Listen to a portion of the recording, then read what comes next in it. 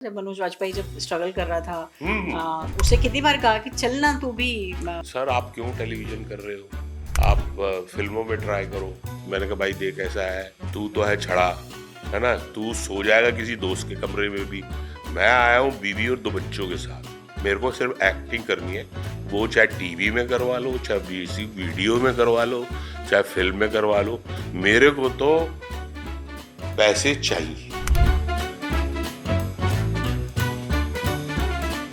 पहले में हम जब टेलीविजन में काम करते थे तब हम टीआरपी सुनते थे कि टीआरपी आ रही है, टीआरपी आ रही है, टीआरपी आ रही है, तो वो भी हमें कभी समझ में नहीं आया क्योंकि कहानियों को सत्यानाश कर दिया जाता था उस टीआरपी के चक्कर में। फिर उसके बाद ये हुआ कि चलो भाई अब ये आ गया है ओटीटी। शुरू में तो बड़े अच्छे कंटेंट आए, बड़ा अच्छा लगा कि अरे चलो भाई हमारी भी कोई दुनिया अब बन जाएगी। उसके बाद फिर वही हुआ, वहीं साइकिल आके रुक गई है कि क्या चलन चल रहा है उसी पे हम चलते जाएंगे। अगर मर्डर मिस्ट्री आई तो मर्डर मिस्ट्री बनती जाएंगी। तो वो आपको लगा ये क्या हो गया, ये तो वो दुनिया नहीं थी जिस पे हम बिलीव कर रहे थे। लोगों को मजा आता है। एक टाइम जैसे ऑफिस करता था तो समोसा का ब्रांड एम्बेसडर बन गया था। एक पंजाबी फिल्म कर रहा हूँ, उसमें शूटर बना हुआ हूँ और पेड़ पे अपना वो स्नाइपर बना हुआ हूँ, गोली लेके लगा हुआ हूँ कि ये गोली चलानी है। और डायरेक्टर बोला सर आपके पेड़ के साथ में टहनी में समोसे लटका दे। मैंने कहा क्या कैरेक्टर है मेरा, मैं क्या कर रहा हूँ। हमने कम से कम 40-50 पॉडकास्ट मना किए। हमने कहा नहीं भाई आप पॉडकास्ट, क्योंकि होता क्या है, देखो अबे आप हमसे बात कर रहे हो, हम फ्लो में आपसे एक बात कर रहे हैं, उस बात का या तो पूरा पैराग्राफ आप डालें तब किसी को समझ में आएगा कि हमने ये बात क्यों कही।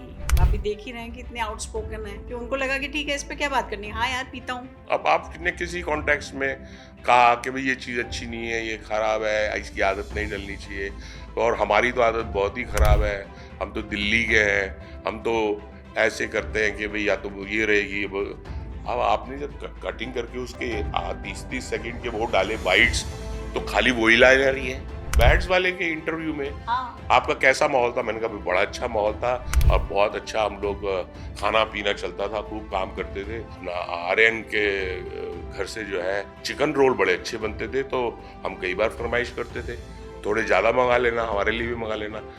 अब उसकी जो बाइट्स आई कि मनोज पावा का टिफिन मन्नत से आया करता। मैंने कहा मैंने क्या बात कही है, किस कॉन्टेक्स्ट में बात हुई है, अब आप ये छाप रहे हैं, अब वो क्या सोचेगा यार।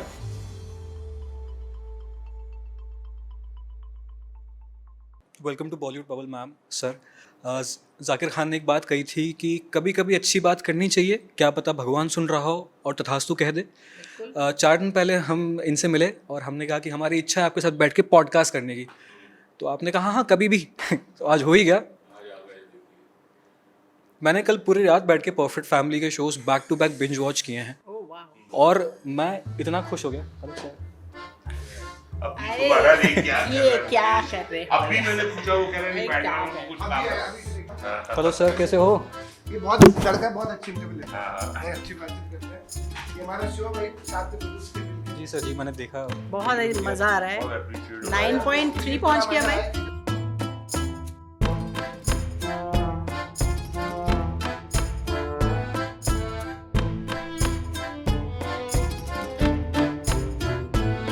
रात को मैंने ये शो देखा और ये शो इम्पॉर्टेंट इसलिए भी है क्योंकि जो नए फिल्म मेकर्स आते हैं, ये जो मॉडल है ना पे पर व्यू वाला, क्योंकि मैं देखता हूँ आप तो फिल्म मेकर रहे हैं और बहुत सारे अभी फिल्म मेकर्स ने एक पैक्ट साइन किया है कि इंडी फिल्म मेकर्स को वो स्पेस नहीं मिल पाता है, न शोज़ मिल पाते हैं, न टाइमिंग मिल पाता है। और जो प्रॉब्लम थिएटर्स में थी वो आ गई है OTT पे, कि नेटफ्लिक्स और प्राइम या जो भी प्लेटफॉर्म्स हैं, एल्गोरिथम वही दिखाएगी जिसकी लाठी उसकी भैंस। ये बहुत इंपॉर्टेंट चैलेंज है। आई थिंक ये शो अगर सक्सेस स्टोरी बनता है तो पे पर व्यू मॉडल वाला बहुत एक चेंज ला सकता है। बिल्कुल लाएगा, बन भी गया चाहिए। ये। और ये जो सीरीज है ये मिसाल बनेगा और इससे बहुत लोगों को एनकरेजमेंट मिलेगा कि भूल जाओ, ध्यान दो अपनी कहानी पे, अपने प्रोडक्ट पे, और बिंदास आप यूट्यूब पे डालो, मत जाओ इनके पास। आप देखना ये एग्जाम्पल बनेगा। बिल्कुल मैम, मेरा ऐसा मानना है। आपने तो फिल्म भी डायरेक्ट की है। क्या ऐसे चैलेंजेस हैं आपको लगता है कि अभी तक हम उन मुद्दों को सॉर्ट नहीं कर पाए बॉलीवुड में आपके हिसाब से? एक्चुअली हमारे यहाँ हमेशा से वो एक, पहले में हम जब टेलीविजन में काम करते थे तब हम टीआरपी सुनते थे जी। कि टीआरपी आ रही है, टीआरपी आ रही है, टीआरपी आ रही है, तो वो भी हमें कभी समझ में नहीं आया। क्योंकि कहानियों को सत्यानाश कर दिया जाता था उस टीआरपी के चक्कर में। जी। फिर उसके बाद ये हुआ कि चलो भाई अब ये आ गया है ओटीटी। शुरू में तो बड़े अच्छे कंटेंट आए, बड़ा अच्छा लगा कि अरे चलो भाई हमारी भी कोई एक दुनिया अब बन जाएगी। उसके बाद फिर वही हुआ, वहीं साइकिल आके रुक गई है कि क्या चलन चल रहा है उसी पे हम चलते जाएंगे। अगर मर्डर मिस्ट्री आई है तो मर्डर मिस्ट्री ही बनती जाएंगी। जी। तो वो आपको लगा ये क्या हो गया, ये तो वो दुनिया नहीं थी जिस पे हम बिलीव कर रहे थे। तो और फिर इंडिपेंडेंट प्रोड्यूसर तो डर ही गए, इसलिए क्योंकि उनके पास तो अभी ये हो गया कि वो रिलीज़ करें फिल्म, ये अभी मादा सब में ख़त्म हो गया है। और उसके लिए मैं सबसे ज़्यादा ज़रूरी मानूंगी जो अनुभव सिन्हा ने अपने इंटरव्यू में कहा है, वो बात मैं बार बार दोहरा रही हूँ, उन्होंने बहुत अच्छी बात पॉइंट आउट की है। उन्होंने कहा कि सिल्वर स्क्रीन बंद किए और मल्टीप्लेक्स खोल दिए जी। तो आपको जनता कहाँ से मिलेगी, क्योंकि सिंगल स्क्रीन में तो हर रिक्शे टांगे वाला सब पहुंचते थे। अब मल्टीप्लेक्स तो उनके लिए 5 स्टार होटल हो गया ना। बिल्कुल। तो 5 स्टार होटल में जाके तो वो कॉफ़ी ऑर्डर नहीं कर सकते, तो फिर जनता कहाँ है। तो जब ऑडियंस ख़त्म कर दी तो फिर आप कह रहे हो कि हमारी फिल्में फ्लॉप हो रही हैं। फ्लॉप नहीं हो रही, उसे देखने कोई आ ही नहीं रहा। मल्टीप्लेक्स की ऑडियंस तो है ही कितनी, 10% 15%। भाई सिनेमा तो पुअर मैंस एंटरटेनर था ना। एक आदमी शाम दोपहर तो रात को मेहनत करके जो भी काम करता था, रात को अपना जाके 30-40 रुपए की, 20 रुपए की, 30 रुपए की, 40 रुपए की टिकट लेके अपना बैठ के 10 रुपए का समोसा खा लिया। ठंडा खा लिया, है ना। और देख रहा कि उसे पसंद आ गया गाना चिकनी चमेली, तो देख रहा है 4-5 बार जाके सलमान खान को देख रहा है। फिल्में चलती थी और हर तरह के सब्जेक्ट चलते थे भाई। लेकिन वही कर दिया, इतना वो रिस्ट्रिक्ट कर दिया। आज के तारीख में फिल्म देखने हम जाते थे, हम भी सोचते हैं भाई यार कि इन्होंने जो है 1200 रुपये का टिकट रखा हुआ है यार, कोई कहता 4 नहीं है। लोग जाएगा यार, उसके ऊपर 5-7-8 हज़ार रुपये खर्च हो जाएगा। तो और किसी की बात क्यों करें, हम ही सोचते हैं छोड़ना यार, अगले हफ्ते वहाँ पे आ जाएगी किसी प्लेटफॉर्म। पर सर मुझे लगता है ऐसा, मैम आप भी एग्री करते होंगे। एक बार मुझे किस्सा याद है कि कैंटीन में, मंडी हाउस की कैंटीन में सफदर हाशमी जी आपसे मिलने आए थे और कहा कि बढ़िया काम करते हो, ये सब चीज़ें करना छोड़ दो। जो भी आप फिएट कार में जो भी आपके किस्से थे, अब मैं जब उनकी जर्नी देखता हूँ सफदर हाशमी जी की, जिस तरीके से उनकी डेथ हुई थी अनफॉर्चुनेटली, आज मैं देख रहा हूँ कि सोनम वांगचुक जो है वो इंपॉर्टेंट मुद्दों पर बात कर रहा हूँ, वो जेल में है। एक बड़े स्टार ने फिल्म बनाई थी बट अभी तक कोई बात नहीं करता उस पर। मुझे लगता है कि ऐसा क्यों है कि आर्टिस्ट कम्युनिटी थोड़ी सी डरी हुई है आपके हिसाब से, क्योंकि मैं नहीं देख रहा हूँ कि आर्टिस्ट कोई खुल के बात कर रहा है।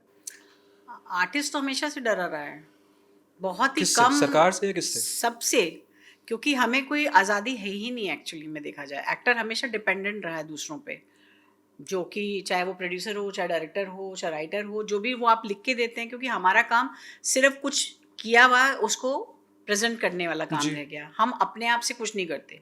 एक टाइम पे जब नुक्कड़ नाटक हुआ करते थे, उस वक्त पे हम थे कि हम उसके एक भागीदार होते थे, एक पार्टिसिपेट करते थे। जो आप सफदर हाशमी की बात कर रहे हैं, मैंने भी उनके साथ काम किया है। तो सफदर हाशमी एक ग्रुप था जो जाके नुक्कड़ नाटक कर करके अपनी बात जनता तक पहुंचाता था। लेकिन वो आज़ादी तो धीरे धीरे ख़त्म हो गई। हम सब जानते हैं कि हम अब वो उस तरह के नुक्कड़ नाटक नहीं कर पाते हैं। और सफदर की ट्रेजेडी के बाद तो मुझे लगता है काफ़ी लोगों ने शायद पीछे भी हट गए हैं। कुछ भी कर रहे हैं अभी, ऐसा नहीं है कि ऐसे लोग हैं नहीं, हो रहा है, सब कुछ हो रहा है धीरे धीरे धीरे वो But- दायरा बहुत ऐसा होता जा रहा है, रिस्ट्रिक्शंस बहुत हो, सोचना बहुत है, ये वर्ड नहीं बोल सकते कि ये बोल दिया तो ये कम्युनिटी नाराज ना हो जाए, ये हो जाए तो सरकार नाराज ना हो जाए, ये हो जाए। अब सेंस ऑफ ह्यूमर भी कोई चीज होती है यार, है हर ना? चीज़ क्या, पे हाँ, बैन लगा आप देते हैं। आप खुल के एक ठीक है, आप कलाकार है, एक आर्टिस्ट है, एक फिल्म मेकर है, अगर कोई चीज ऐसी बोलता है जो समाज में उसको दिख रही है और वो समाज में कम्युनिकेट करना चाहता है, तो डर डर गया है कि भाई बोलूं, खत्म ना हो जाऊं, करियर ही ना बंद हो जाए। बॉयकॉट कल्चर भी आया है। बॉयकॉट कल्चर हो गया है कि भाई ऐसा कुछ अगर आपके ऊपर झूठा ही किसी ने इल्जाम लगा दिया तो सबसे पहले जो है भाई, जो ओटीटी प्लेटफॉर्म इसको बैन कर दो भाई, हम किसी उसमें नहीं पढ़ना चाहते। अब वो प्रूव होगा कि गिल्टी था कि नहीं था, वो तो गया अपने काम से, तो गया वो। तो ये सब चीज़ें हो रही हैं। मुझे लगता है कि ये दौर बहुत लंबा अभी चला है, लेकिन ये जो अभी टाइम चेंज हो रहा है और नए लोग आ रहे हैं, यंग जनरेशन जो आ रही है, धीरे धीरे दोबारा से टाइम बदलेगा। होपफुल रहना चाहिए।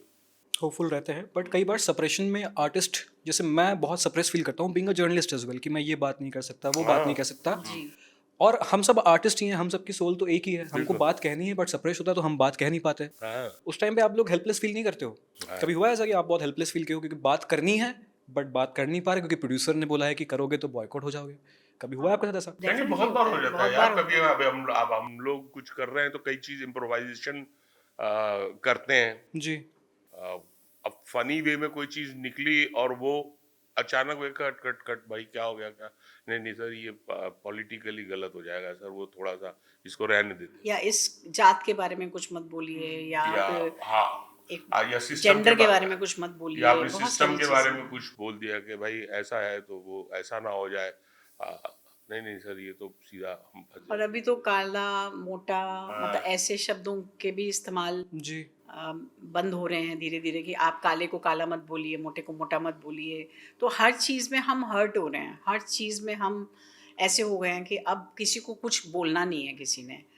तो मुझे लगता है कि उसके रास्ते दूसरे लोगों ने निकाल लिए हैं। मतलब जैसे कि अगर मैं इंस्टा पे हमेशा रील्स वील्स देखती रहती हूँ, तो मुझे वहाँ लगता है कि वहाँ तो ऐसा ह्यूमर हो रहा है कि हम देखते ही चले जाते हैं, बड़ा मज़ा आता है, मुझे भी बड़ा मज़ा आता है। कुछ कुछ रील्स तो मैं भी बार बार देखती हूँ, अरे कमाल है।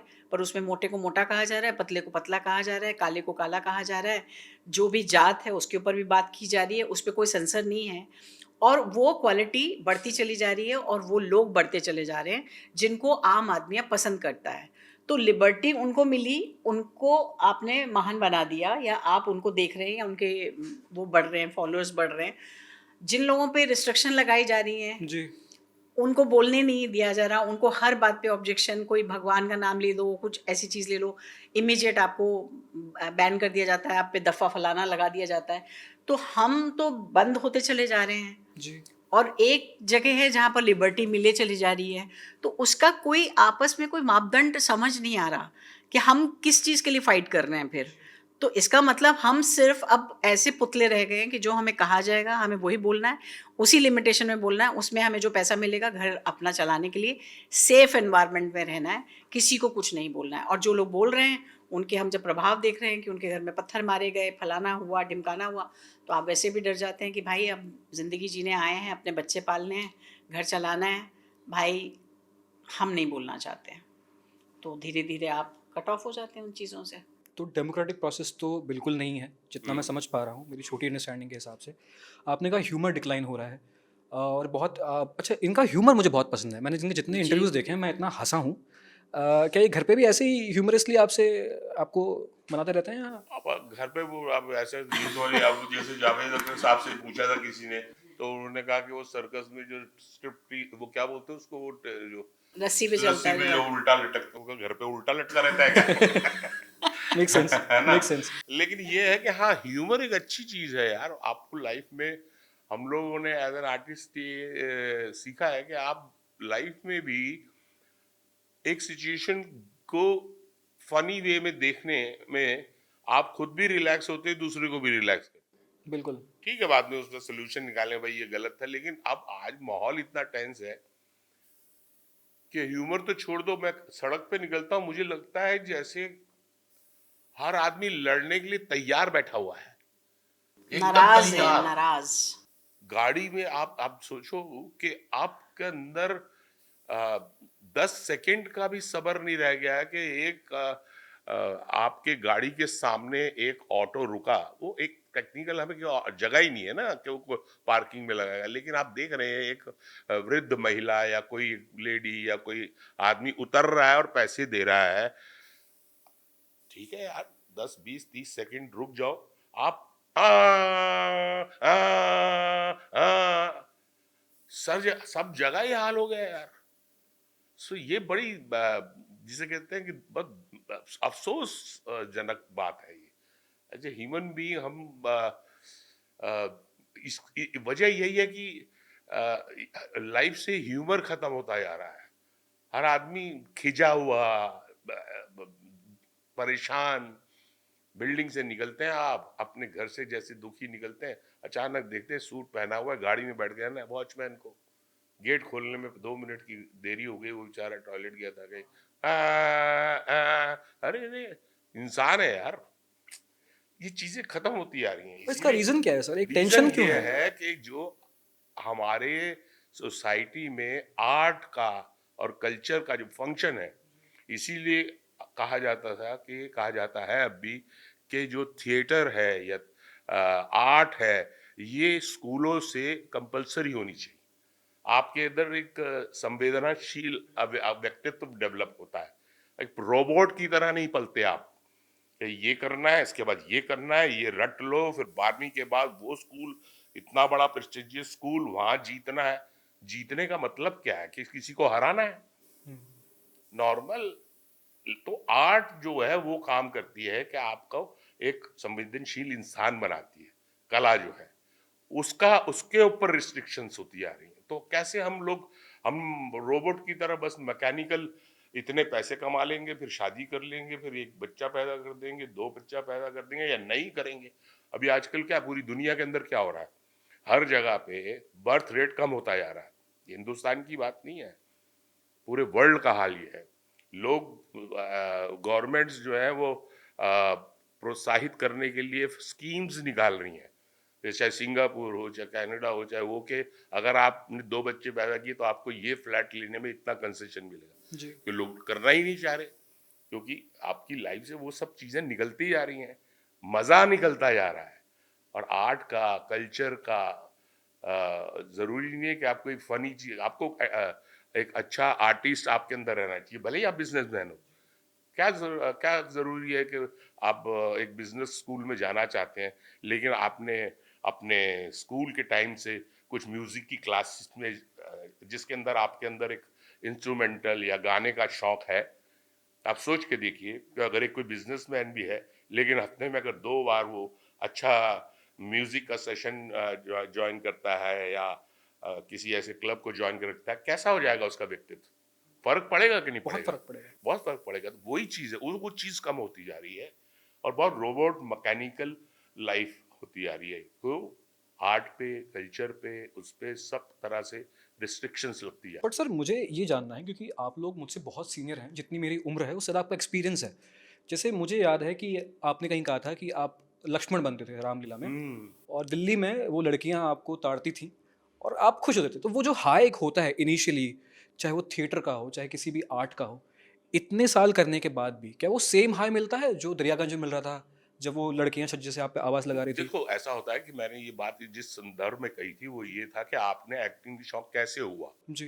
तो पहला जो एक आर्टिस्ट या एक्टर स्पेशली इस फील्ड में आने का जो उसका बेसिक इंस्टिंक्ट होता है, वो शो ऑफ का होता है। या कुछ एक्टर्स से या कुछ आर्टिस्ट से आपने सुना होगा कि वो पढ़ाई में अच्छे नहीं थे, लेकिन जब उन्होंने कोई प्ले किया, सडनली पूरे स्कूल की अटेंशन उनके तरफ गई। वैलिडेशन मिलना। तो शुरुआत उससे होती है कि आपको पता चलता है कि अच्छा, मेरा शायद फोटे इस तरफ है, मैं एक अच्छा एक्टर बन सकता हूँ, ये वो कर सकता हूँ।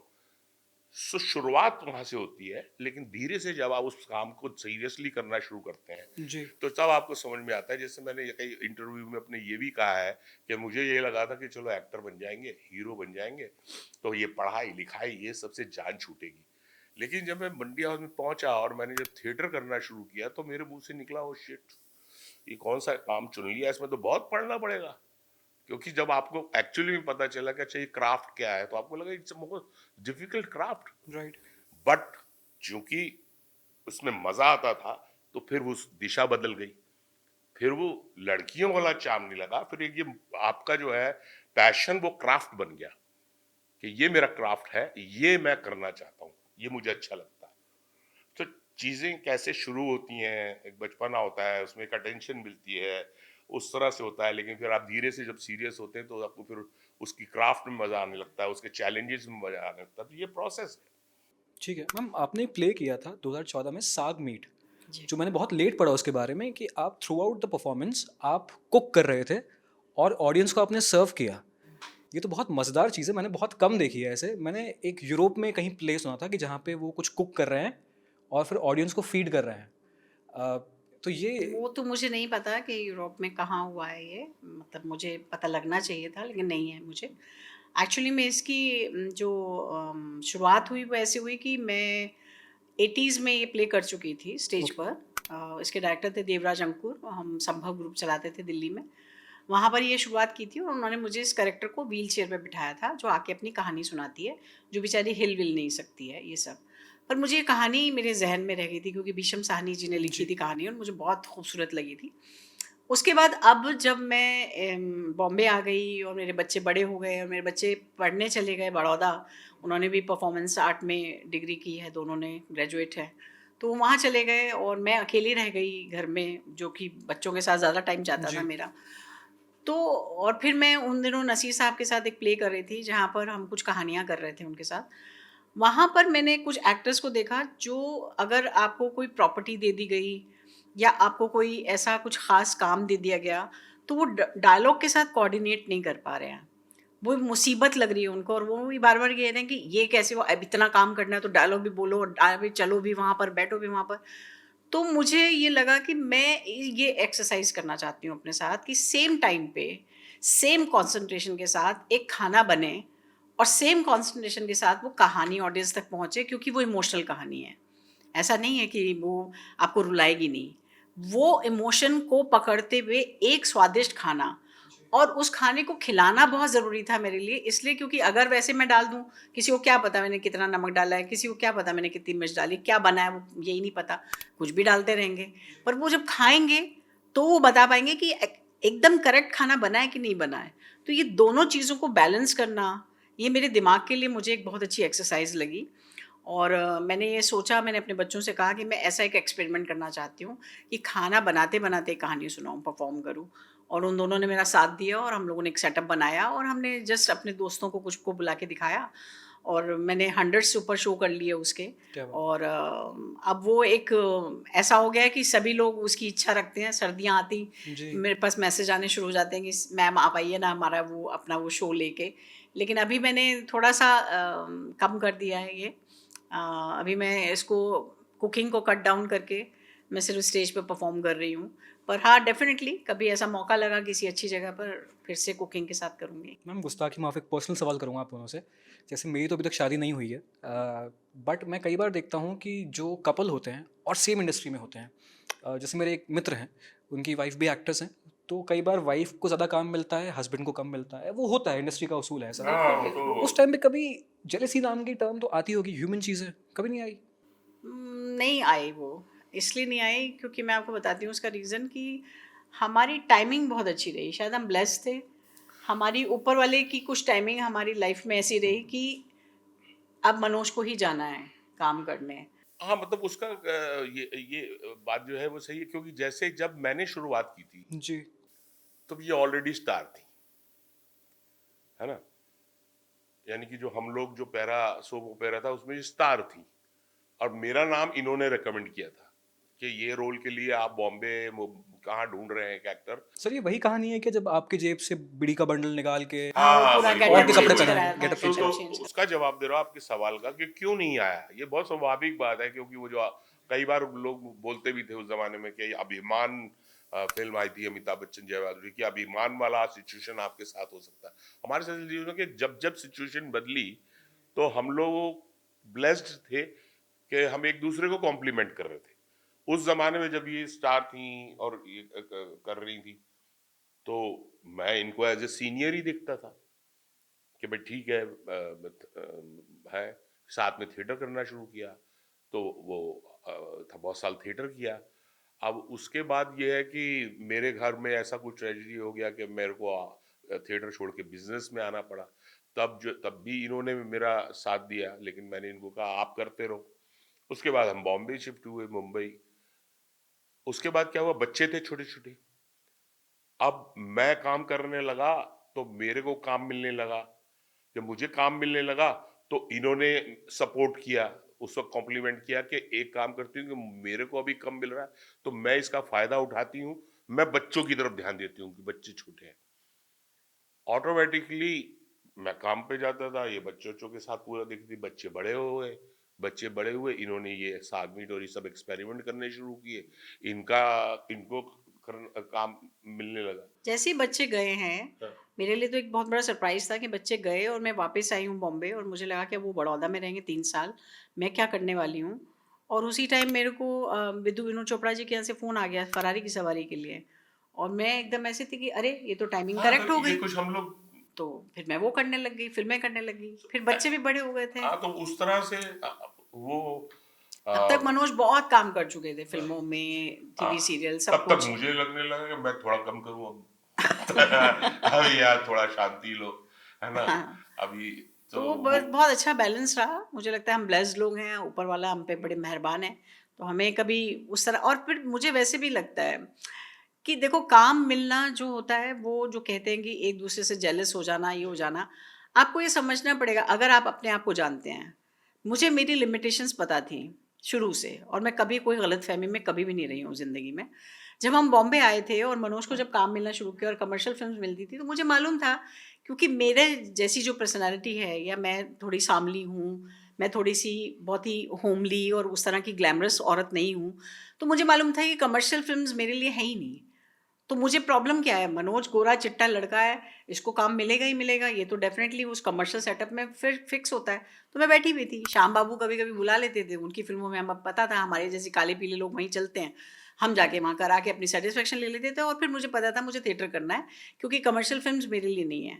ये तो दौर चेंज हुआ उन फ़िल्मों का कि आँखों देखी या दम लगा के हईशा, वो यूपी टच वाली फ़िल्में आनी शुरू हुई, तो मेरा काम शुरू हो गया, क्योंकि मेरा फ़ेस वहाँ चल गया। तो हम बहुत क्लियर हैं कि हमें क्यों काम मिल रहा है, हमारी अपनी लिमिटेशंस हैं, इसलिए कोई लड़ाई ही नहीं थी, क्योंकि मुझे पता था मैं मेरे को क्यों लेंगे, किरण खेर को लेंगे ना, मुझे क्यों लेंगे, मैं ग्लैमरस थोड़ी लगती हूँ। तो बहुत हमें सच्चाई अपनी पता थी, इसलिए कभी कोई ऐसी कोई परेशानी हमें नहीं हुई ज़िंदगी में। और आज भी मुझे पता है कि मेरे हिसाब से ही रोल मिलेंगे। मेरे साथ कोई बहुत ज़्यादा एक्सपेरिमेंट नहीं करने वाला है, क्योंकि मेरी एक लिमिटेशन है, मेरी लुक की लिमिटेशन है। उस सच्चाई को स्वीकार लो तो झगड़ा ही खत्म हो जाता है।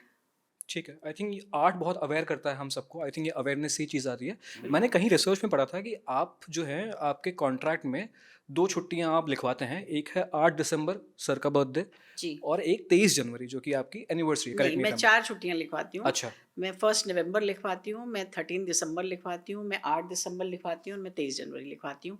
और ये आप जितने भी कॉन्ट्रैक्ट मेरे उठा के अगर पिले पढ़ें, तो ये 4 डेट में मैं आपको एक चीज़ इसका किस्सा सुनाती हूँ।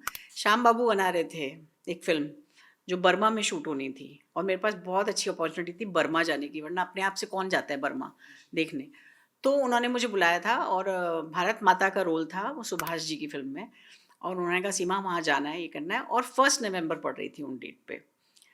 तो मेरे दिमाग में आया कि यार ये बहुत बड़ी अपॉर्चुनिटी है, और श्याम बाबू के साथ मैं काफ़ी फ़िल्में कर चुकी थी, ज़ुबैदा, हरी भरी। तो मैंने कहा अभी इनको मना भी नहीं कर सकती, क्योंकि एक साइकिल है इनका, लेकिन मेरी बेटी का बर्थडे है।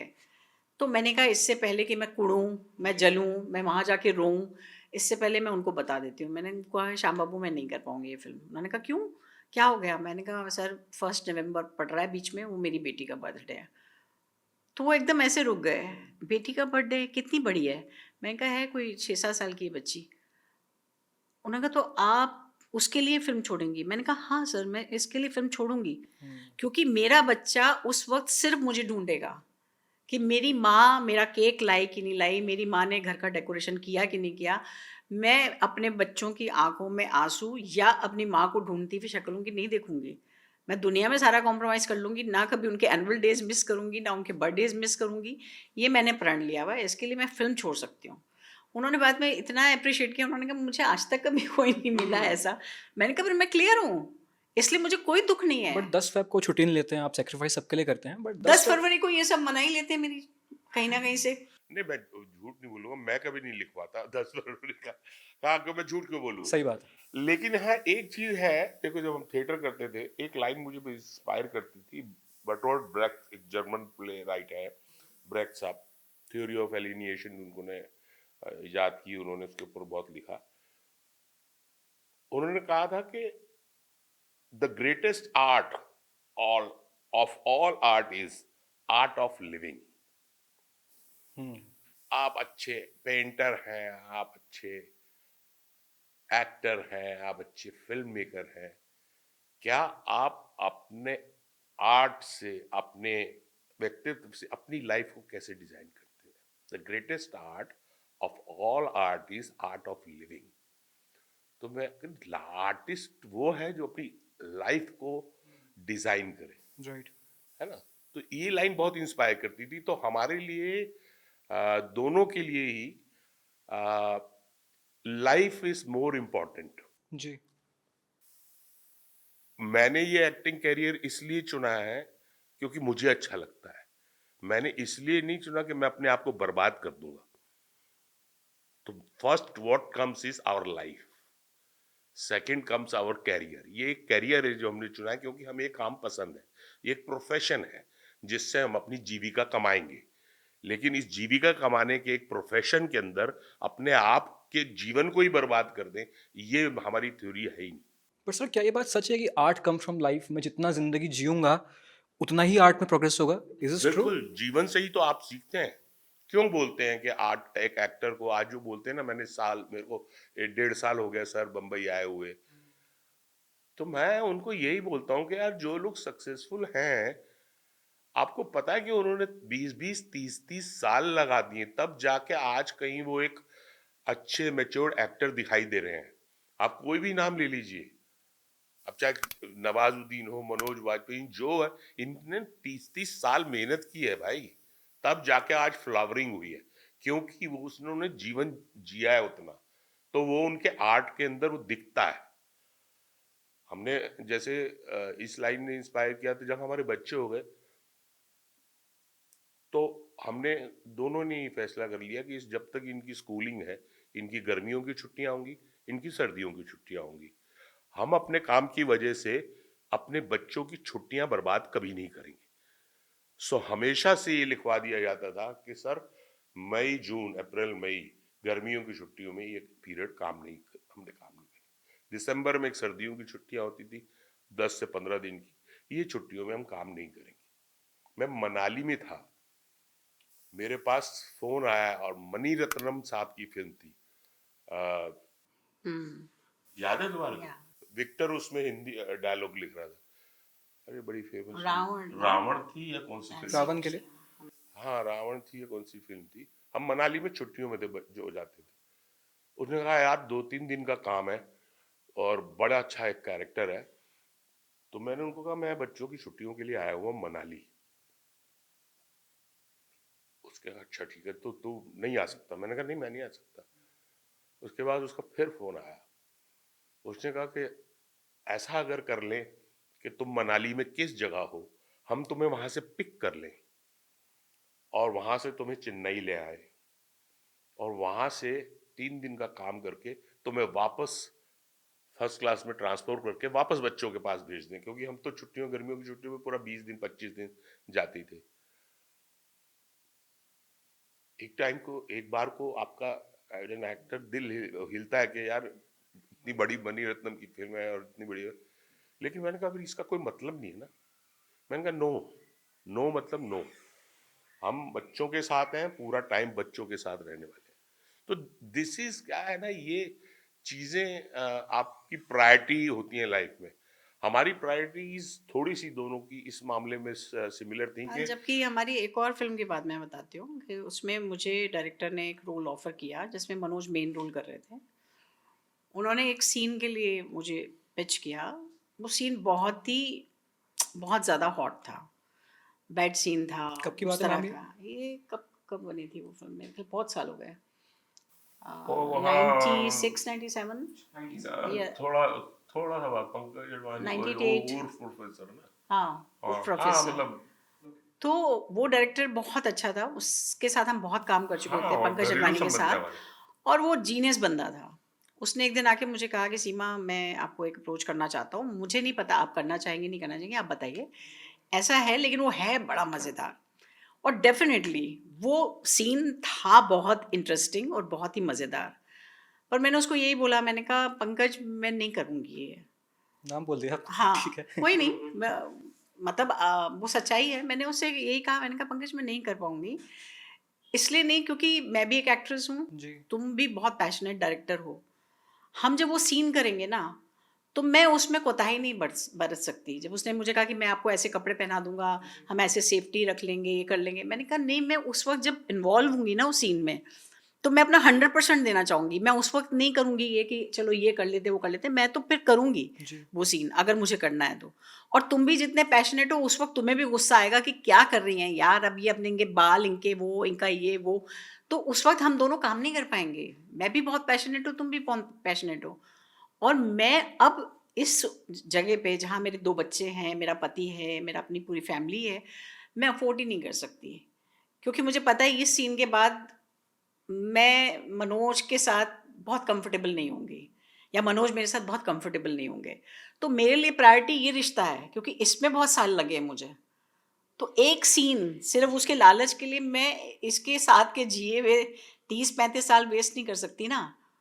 वो मेरी प्रायोरिटी है। तो ऐसी चीजें मुझे लगता है लाइफ में वो आपको चुननी आपको पड़ती ये है। आपको चुनना पड़ता है, ये आपको समझ पैदा करनी पड़ती है कि आपकी लाइफ ज़्यादा इम्पोर्टेंट है या आपका वो करियर ज़्यादा इम्पोर्टेंट है। प्रॉब्लम वहीं पे होती है, रिश्तों में भी प्रॉब्लम तभी आती है, जो आपका पहला भी सवाल था, कि आप करियर को इतना प्रायोरिटी देते हैं ना, इतना प्रायोरिटी देते हैं कि बाकी सारी चीज़ों को आप छोटा बना देते हैं। बट सर वो ना बोलने की हिम्मत आप में थी, बहुत लोग नहीं कर पाते क्योंकि नहीं होती उतनी नहीं, मैं समझ फाइनेंशियल सकता हूँ, बिल्कुल इंडिपेंडेंस। समझ सकता हूँ कि एक तो बिल्कुल, प्रायोरिटी हो गया, बिल्कुल। और दूसरा ये भी है, ये भी बात सही है कि हिम्मत, इनसिक्योरिटी इतनी है। राइट। एक इनसिक्योरिटी होते हैं हम लोग ना, ये काम ने छोड़ दिया, ब्लैक लिस्ट ना हो जाए, अगला काम मिलेगा कि नहीं मिलेगा, अरे ये कर लेते हैं, इससे फिर आगे चेन बनेगी। वो दैट इज ट्रू, बट अब वो शायद हम लोग थोड़े से मेच्योर्ड थे, क्योंकि हम लोग 20-21 साल की उम्र में तो आए नहीं, हम लोग तो 30 साल की उम्र में आए थे। मैं 30 का था, ये 31 की थी, 1 साल से बड़ी हैं ये, और हमारे 2 बच्चे थे। तो हमारे अंदर शायद उस वजह से हमने ऐसे डिसीजन लेने की हमारे अंदर हिम्मत आ पाई, या हम शायद उतने मैच्योर्ड हो गए थे। यंग बच्चे शायद इतने वो डर भी जाते, बच्चे इनसिक्योर भी हो जाते। क्योंकि एक फिल्म की वजह से आप अपने पूरी लाइफ पार्टनर को खो दें, अपनी फैमिली को खो दें, और वो फिल्म नहीं चली तो वो फिल्म फ्लॉप हो गई, या किसी वजह से पूरी नहीं बन पाई, आधे में जाके अटक गई। आपने क्या किया अपने साथ? वो फिल्म है, वो आपका काम है, आप उसके लिए ईमानदार रहिए। मगर उसके साथ एक पैरेलल आपकी ज़िंदगी चल रही है भाई, उसमें उन लोगों को आपने चुना है अपनी लाइफ के लिए। मेरा पति मैंने चुना, मेरे बच्चे कब होंगे ये मैंने डिसाइड किया कि मेरे को अब बच्चे चाहिए, तो मैं उनके लिए रिस्पॉन्सिबल हो गई ना। फिर मुझे देखना पड़ेगा कि कैसे। देखिए, मजबूरी अलग बात होती है, मैं उन औरतों को बिल्कुल नहीं कहूँगी जिनको किराया भरना है, जिनको बहुत सारी परेशानियाँ करनी है, वो बेचारी छोड़ के भी जाती हैं अपने बच्चों को, और जाना भी चाहिए, वो अपने बैलेंस करती हैं चीज़ों को। पर मुझे लगता है कि अगर आपको अपॉर्चुनिटी मिल जाए तो फिर आपके ऊपर चॉइस है। हाँ, ये भी एक इम्पॉर्टेंट पॉइंट है कि हम लोग उस तरह से डिसीजन ले भी पाए, क्योंकि हम लोग शायद फाइनेंशियली या वैसे उस तरह का कोई उस तरह प्रेशर नहीं था। प्रेशर नहीं था हमारे पास। जैसे किसी ने पूछा भी था कि भाई आपकी स्ट्रगल कैसी रही, तो मैंने उनको यही कहा था, मेरी कोई स्ट्रगल नहीं रही भाई। मैं ऐसे झूठ बोलूं, मैं रेलवे प्लेटफॉर्म पे सोया, ये किया वो किया। मैं आया था तो फ्लैट मेरे पास मैं खरीदा हुआ था। मैं आया था तो मेरे पे इतने पैसे थे कि 1-2 साल ना कमाऊं तो कोई प्रॉब्लम नहीं है। मैं बिजनेस बैकग्राउंड से आया था, और मैं आया था जिस महीने, उससे 2 महीने पहले मेरे को सीरियल ऑफर हो गया था कि आप बम्बे आएंगे, तो आपको, मेरे को आने से पहले ही काम मिल गया था।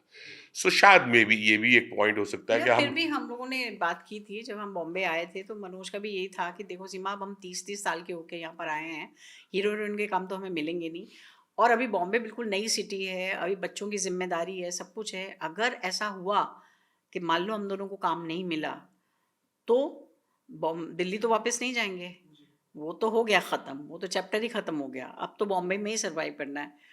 तो हमारा यही था। मनोज ने कहा मुझे तो गाड़ियाँ बनानी आती हैं, बाप ने सिखाई मैंने कहा हुई भाई, हैं। मैंने तो बचपन से बैटरियां पापा बनाई है। बैटरीज। हाँ, पापा पापा बैटरीज, मैंने बैटरीज। बचपन से बैटरियां बनाई है। मैं कार मैकेनिक इलेक्ट्रिशियन बहुत अच्छा हूँ, मैंने बचपन से काम सीखा। काम कर लेंगे, मैंने कहा मैं पराठे बना लूंगी, तो स्टॉल वो खोल बेच लेंगे, लेंगे, स्टॉल पराठे खोल और लेंगे, चाय क्या का स्टॉल प्रॉब्लम खोल है, लेंगे। नहीं जाएंगे वापस। थोड़ा सा देखने का नजरिए वाली बात है ना, कि आप इतना इम्पोर्टेंस दे देंगे तो आप अपने क्लैरिटी और ईमानदारी और ऑनेस्टी, वो वो चीजें। जैसे मुझे याद है कि वाजपेयी ने शायद तुमको कहा था, जब मनोज वाजपेयी जब स्ट्रगल कर रहा था, उसे कितनी बार कहा कि चलना तू भी।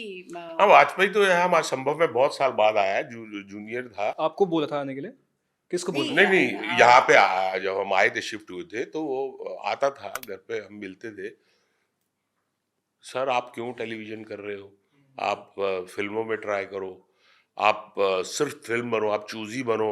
आप टीवी में क्या, आदमी जो है बहुत जल्दी वो हो जाता है, टाइप्ड हो जाता है, जो भी। मैंने कहा भाई देख ऐसा है, तू तो है छड़ा, है ना, तू सो जाएगा किसी दोस्त के कमरे में भी, तू स्लम में भी सो जाएगा, तू डीएन नगर में भी सो जाएगा। मैं आया हूँ बीवी और 2 बच्चों के साथ, और मैं बहुत क्लियर हूँ कि मेरे को सिर्फ एक्टिंग करनी है। वो चाहे टीवी में करवा लो, चाहे बेसिक वीडियो में करवा लो, चाहे फिल्म में करवा लो, मेरे को तो पैसे चाहिए। क्योंकि मेरे को ये नहीं सुनना है कि पिताजी ने अपनी एक्टर बनने की ख्वाहिश में हम लोगों की जीवन बर्बाद कर दी। दादाजी का तो इतना बड़ा बिजनेस था, वो छोड़ के हीरो बनने आ गए। और फिर वो जो इन्होंने बोला ना, हम शायद क्लियर थे कि हमारी एज ग्रुप क्या है। अब मैं 21 साल की उम्र में आया होता वाजपेयी की, तो शायद मैं कुछ साल देता कि मैं लीड रोल ही करूंगा, मैं टीवी नहीं करूंगा। तो वो भी क्लैरिटी थी ना हमारे को। तो वो सब चीजें होती हैं यार, थोड़ा सा आदमी थोड़ा सा अपना सोच लेना कि मैं कहाँ हूँ। और मुझे कोई गलत फहमी नहीं थी कि मैं कोई हीरो में, मैं अपने आप को जानता था कि मैं 120 किलो का हूँ, मेरा ये स्ट्रक्चर है। तो मुझे कोई हीरो लेने वाला नहीं है, मुझे अच्छे कैरेक्टर रोल मिले। टीवी में बहुत अच्छा काम हो रहा था उस वक्त, वीकली टेलीविजन होता था। I am happy, I will be happy.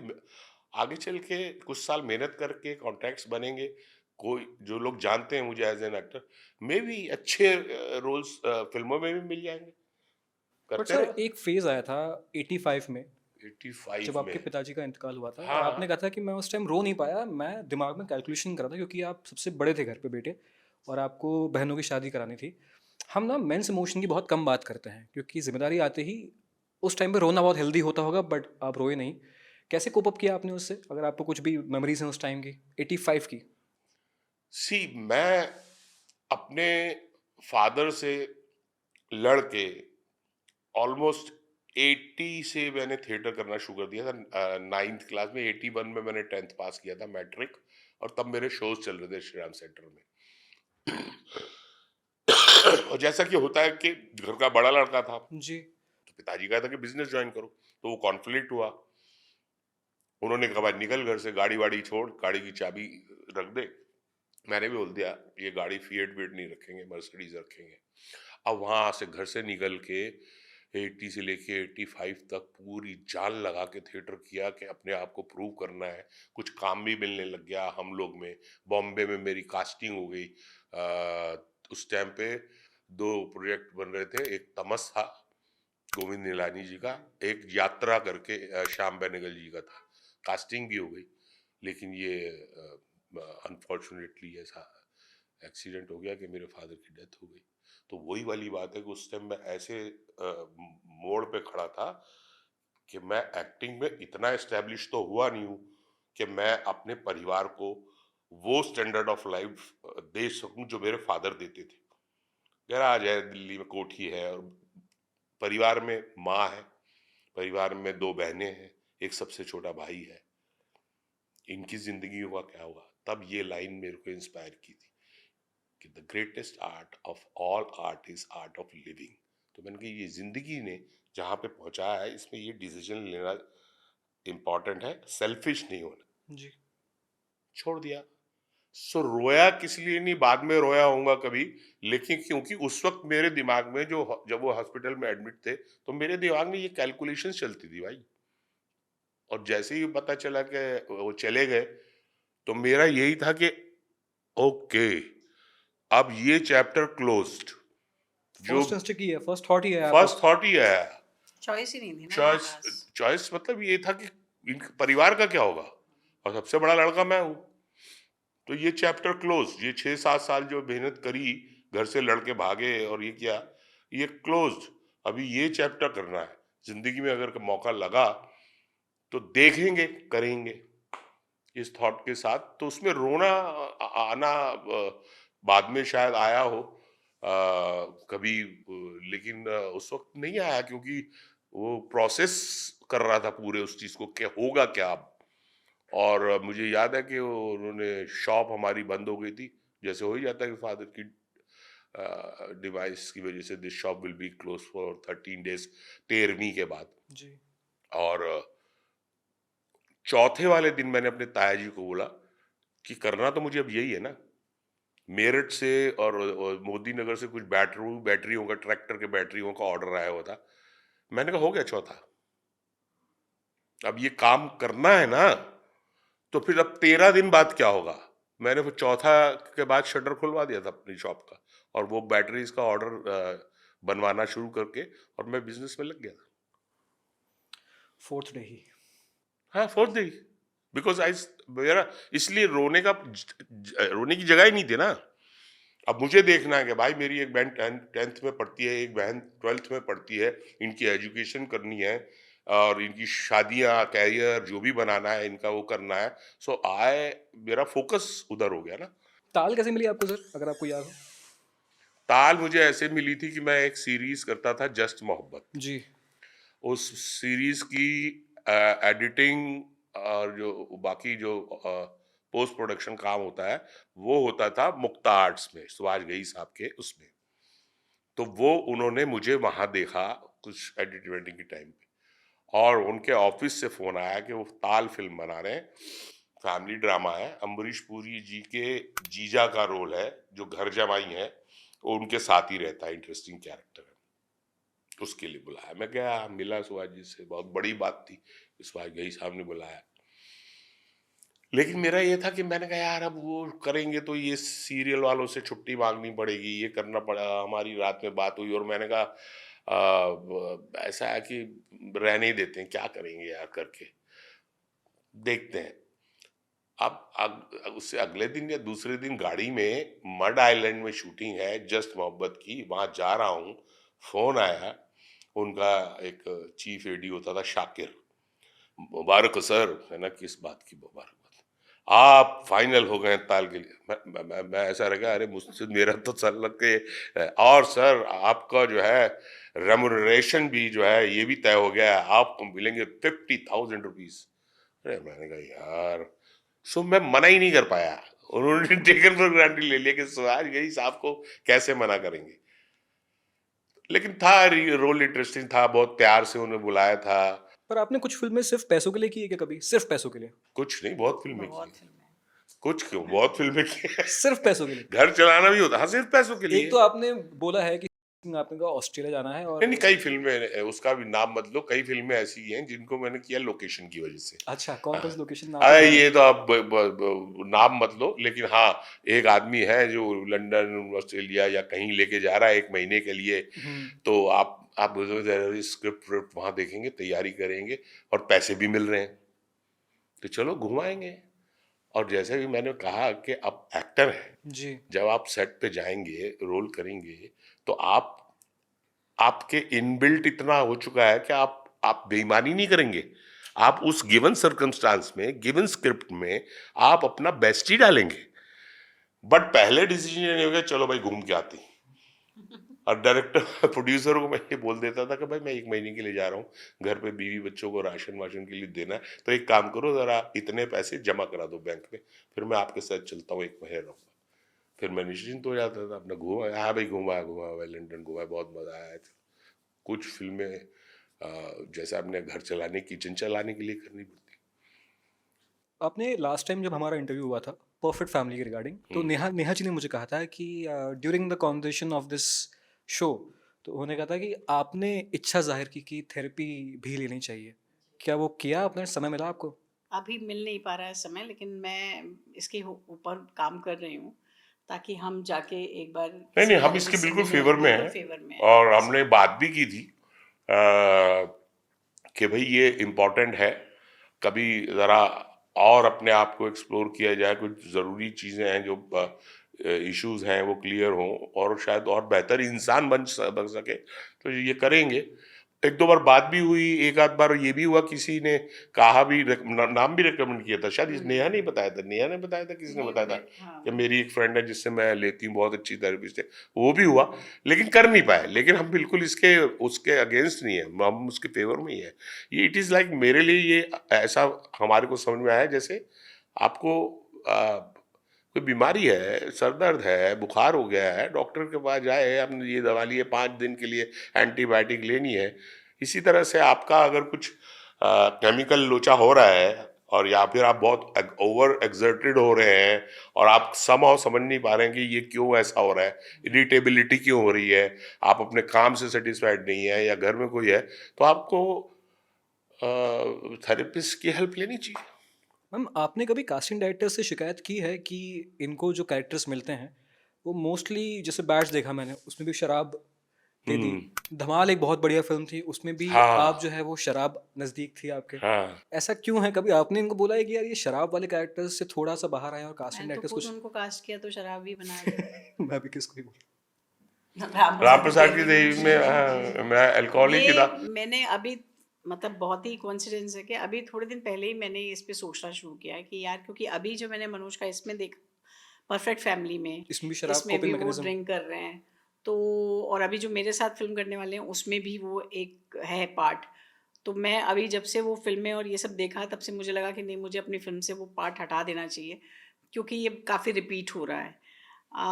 May be ऐसा नहीं है कि कोई जानबूझ के ऐसा कर रहा है, या कोइंसिडेंस कई बार होता है कि नहीं, आपको क्या बार होता है बार वही घूम है, के जैसे कि टाइप कास्ट जैसे आदमी होता है ना, तो वो उस हिसाब से लोगों को मजा आता है। एक टाइम जैसे ऑफिस ऑफिस करता था तो समोसा का ब्रांड एम्बेसडर बन गया था। एक पंजाबी फिल्म कर रहा हूँ, उसमें शूटर बना हुआ हूँ और पेड़ पे अपना वो स्नाइपर बना हुआ हूँ, गोली लेके लगा हुआ हूँ कि ये गोली चलानी है। और डायरेक्टर बोला, सर आपके पेड़ के साथ में टहनी में समोसे लटका दे। मैंने कहा, "तू क्या कैरेक्टर है मेरा, मैं क्या कर रहा हूँ, लेकिन अच्छा लगेगा सर, अच्छा लगेगा।" आप जब तक कॉमेडी थी, लेकिन वो लोगों को समझाना मुश्किल हो गया था कि भाई यार ये उससे बड़ी मुश्किल से निकला मैं। तो मुझे लग रहा है इसी तरह से क्या है कि ये जो ड्रिंकिंग वाला है, अब मैंने बैट्स में भी बोला था, मैंने कहा यार ये क्या है हर वक्त और गाली गाली। नहीं सर, बात ये लिखा ऐसा है, मजा आएगा, और आपके मुंह से तो गाली बहुत अच्छी लगती है। तो अभी वो 2-3 जगह रिपीट हो गया है, तो मुझे लग रहा है जैसे वो समोसों को हटाया था, अभी इसको भी निकालना पड़ेगा, नहीं तो ये एक ये इमेज बना देते हैं लोगों को, फिर वो मजा आने लग जाता ये है। फिर क्या है, फिर वो पर्सनल लाइफ में भी आप अगर आप किसी के साथ इंटरव्यू कर रहे हैं, वो घूम फिर के वो सब्जेक्ट लाना। हाँ, फिर और वो फिर हर आदमी मनोज जैसे आप अभी देख ही रहे हैं कि इतने आउटस्पोकन है कि उनको लगा कि ठीक है, इस पे क्या बात करनी है, हाँ यार पीता हूँ, मगर वो ऐसा एक बनता चला जा रहा है जो हमको ऐसा लग रहा है कि हाँ, अब लोग सिर्फ इससे जोड़ रहे हैं मनोज। तो ब्रांडिंग जो हम बात करते हैं इंटरव्यूज में एक्टर्स, उसके हिसाब से भी ब्रांडिंग होती है एक्टर्स। ब्रांडिंग होती हाँ, है, वो तो बिल्कुल होती है।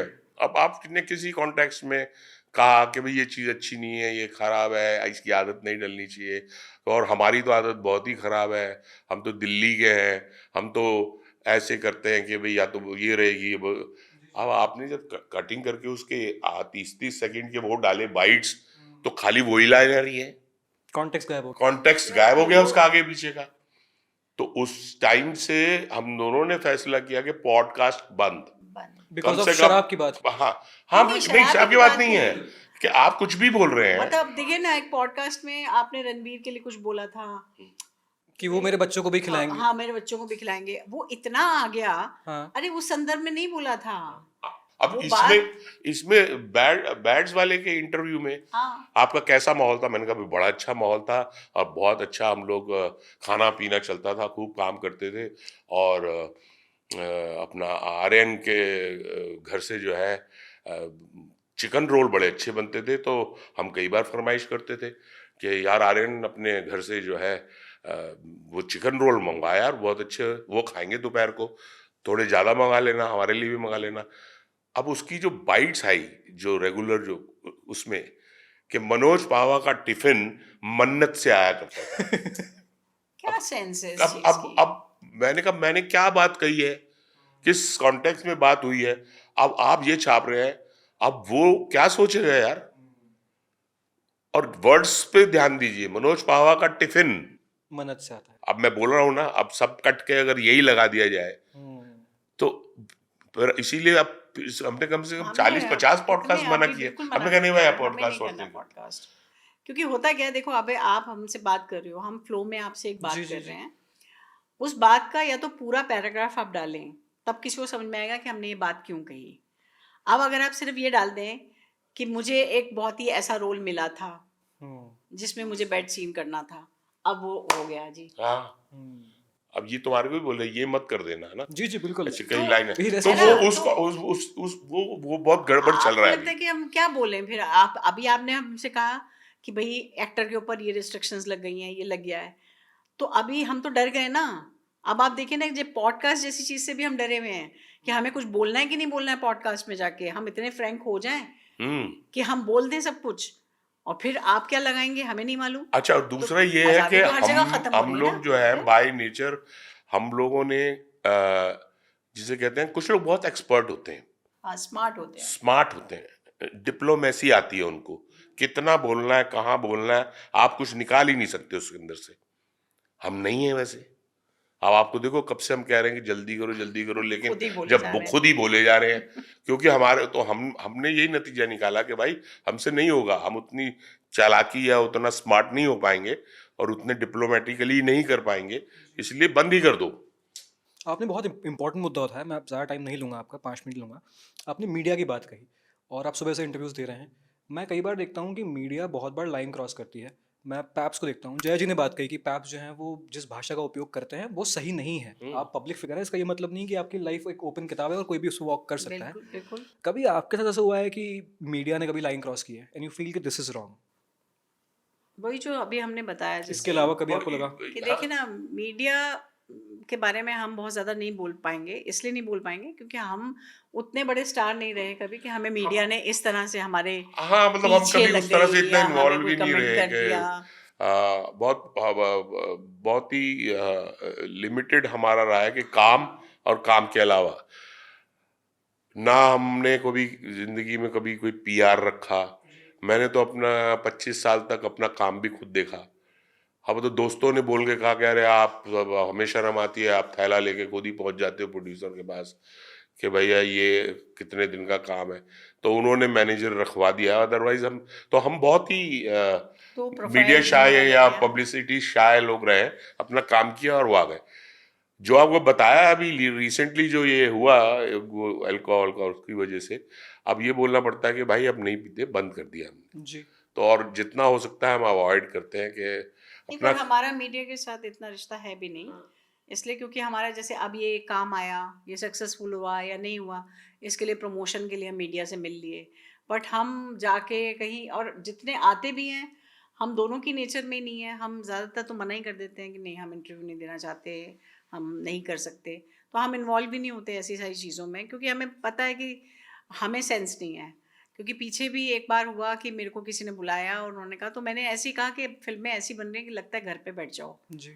ना काम करो। वो आ गया कि सीमा जी काम छोड़ रही हैं, इंडस्ट्री छोड़ रही हैं। तो फिर मेरी मैनेजर ने मुझे फ़ोन किया कि आप क्या बोल दिया आपने, आप इंडस्ट्री छोड़ रही हो। मैंने कहा मैंने तो नहीं बोला, मैं क्यों छोड़ूंगी इंडस्ट्री। उसने कहा देखिए, तो उसने फिर मुझे आर्टिकल्स दिखाए कि सीमा जी संन्यास ले रही हैं, सीमा जी रिटायर हो रही हैं। मैंने कहा ये कहाँ से बात आ गई। तो मैंने कहा मैंने उनसे ये बोला था कि जिस तरह का काम चल रहा है, लग रहा है घर में ही बैठ जाओ यार, क्या करेंगे ये काम करके हम। मैंने कब कहा कि मैं रिटायर होंगी। फिर उसने मेरे से कहा अगले दिन आप निकालिए एक पूरा। फिर मैंने वो निकाला कि भाई मैं कहीं रिटायर नहीं हो रही, मेरी तो ज़िंदगी इसी पे है, मैं क्यों छोड़ूंगी अपना मीडिया। तब मैंने कहा ओ माय गॉड, ये तो बहुत पागलपंती चल रही है भाई, ये तो नहीं चलेगा, हमने बोलना ही नहीं है कुछ। और आज भी हम जो है पता नहीं क्या क्या बोल गए, हमें नहीं पता, लेकिन हम इमोशनल लोग हैं और हम बहुत क्लियर लोग हैं, हम बोल देते हैं। मैं आप दोनों को अश्योर करता हूँ, मेरे प्लेटफॉर्म पे एक एक चीज़ मैं देख के खुद लाइव करूँगा, कोई भी चीज़ क्लिक बेट नहीं होगी। You have my word.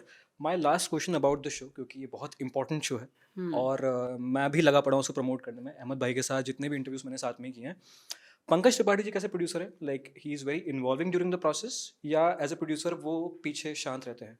नहीं, उन्होंने पंकज खुद ही बोला है, अपने इंटरव्यू में खुद ही बोला है कि वो शुरू में इन्वॉल्व नहीं थे इसमें, अच्छा, बाद में प्रेजेंट करने के हाँ। लिए। बाद में प्रेजेंट के लिए, क्योंकि वो जो अजय राय हैं जार पिक्चर्स के, वो उनके बहुत पुराने दोस्त हैं, उनके साथ कोई प्रोजेक्ट भी कर रहे हैं, तो उन्हें जब ये थोड़ा बहुत बन के उन्होंने देखा, और तब उनकी आपस में बात हुई कि अगर तुम आ जाओ as a presenter, as a producer, तो तुम्हारे जो इन्फ्लुएंस है, तुम्हारी जो रेंज है, वो उनकी कितनी रेंज है उनको, तो उससे हम, क्योंकि अब हम इसको यूट्यूब पे डाल रहे हैं, तो उससे हमें फायदा होगा, तो he agreed to present the show. Sir ma'am, मुझे आप लोगों से बहुत बात करनी है, बट मैं देख पा रहा हूँ कि आप लोगों को लेट हो रहा है, और trust me on that sir. मैं एक पर्सनल बात करूँगा। आपने समोसे की बात की ऑफिस में, मुझे याद है जब मैं स्कूल से आके ऑफिस देखता था, तो भाटिया साहब समोसे खा रहे हैं, बट टेस्ट मैं फील कर पा रहा हूँ, मुझे इच्छा हो रही है, मेरे मुंह में वो स्वाद आ रहा है। आई थिंक वहीं मैं देखता हूँ कि क्या ट्रेंड क्राफ्टेड एक्टर हैं।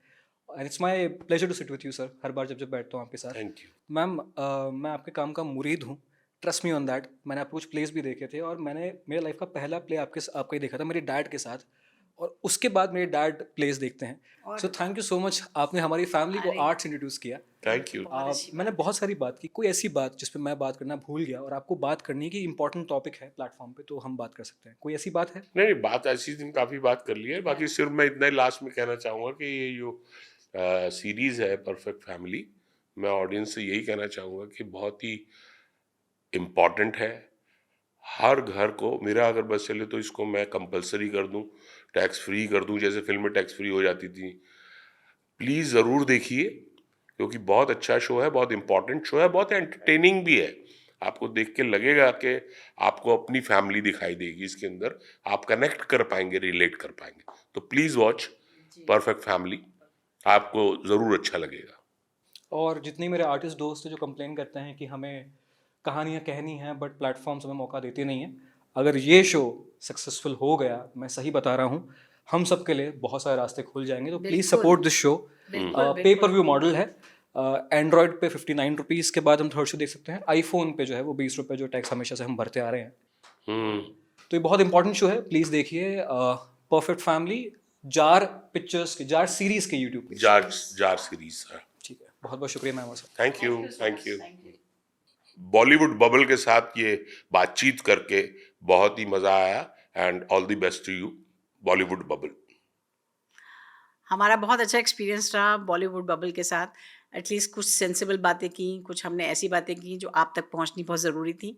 तो हमें बहुत खुशी है कि हम यहाँ पर आए, और मुझे लगता है कि बॉलीवुड बबल को आप सब्सक्राइब कीजिए,